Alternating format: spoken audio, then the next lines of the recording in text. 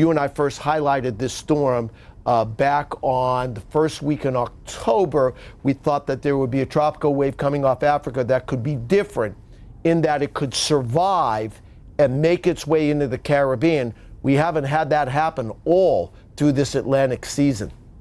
Yeah, now we have, of course, the wave was pretty robust coming off of Africa. It was pretty far south, so it was able to avoid a lot of that dusty, dry air and wind shear, and then it was able to make it into the Caribbean and eventually develop. So you can see it right here, right now. A lot of the convection is still off to the eastern side of the storm. The center actually redeveloped overnight. The low-level center yesterday afternoon was actually ejected out from underneath the convection and just went off to the west. So it actually had to redevelop a new center during the overnight hours. Now that new center is underneath some of that convection, although it's on the western side of the convection due to the fact that it's still being sheared from the western side. Now, let's go over the wind shear. How does this happen? Let's first talk about the ideal setup pertaining to development and wind shear.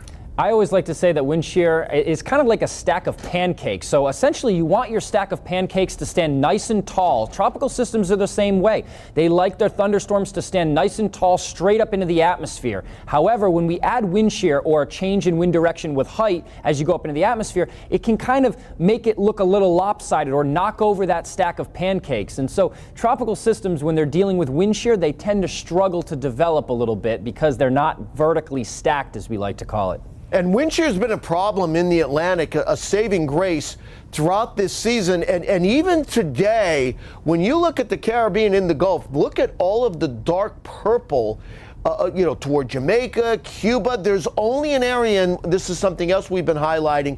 We said if it is south of 15 degrees north, and that's the line right along the Nicaragua-Honduras border, there'd be less wind shear. And that's where the less wind shear is. But right now, a lot of the Caribbean has some strong wind shear.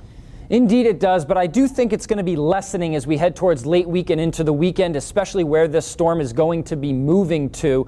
You can see here overall not a whole lot of motion. I mean, this track goes 7 days out. Look at how much it's moving, just a few hundred miles maybe, from its current location to near Jamaica. So it's really just going to be meandering around down here. And I do expect that wind shear will lift a little bit to the north here as we go towards late week. And a lot of the strengthening potential is going to depend on how far south this storm stays. If it hugs more of that northern side of the cone, I think it's going to be a lot weaker in terms of the wind intensity. But if it stays more on that southern side of the cone, even south of that middle portion of the track, that's where we could be dealing with a lot more trouble this weekend into early next week, as there's the potential for some explosive development if it remains well south of Jamaica here, because I think that wind shear is going to decrease, move to the north, and then all the storm has is those warm sea surface temperatures and nothing really stopping it from potentially taking off. Right now we have a Category 2 hurricane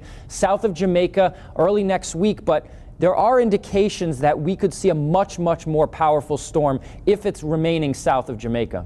All right, the odds of that far right track, that would take it north toward Haiti and Cuba. That does seem to be more of an outlier, correct? Yeah, yesterday we thought that, maybe the storm would go east of Jamaica, but now things have trended a little bit further to the west. And I think a lot of that actually has to do with the disorganization of the storm. Right. Had the storm really taken off yesterday, I think a track more to the north would have been more likely. But since it stayed a little bit weaker yesterday, everything has been shifted a little more to the west. That southern or western track is more likely than the far northern track. Now, this is the track that would be very helpful to Jamaica because heavy rain would stay off to the south.